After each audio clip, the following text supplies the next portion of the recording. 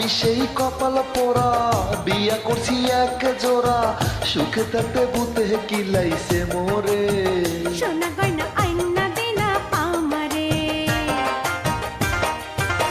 স্বামী হইল বইয়ের মাথার তাজ, স্বামীর সেবা করা হইল বইয়ের আসল কাজ। স্বামীর মনে কষ্ট গো দিলে, সেই বইয়ের কপালে আর বেশ না মিলে। তুমি আমার লক্ষ্মী বধূ, মুখে তোমার আছে মধু, কলিজায় বাইন্দা রাখবো তোমারে।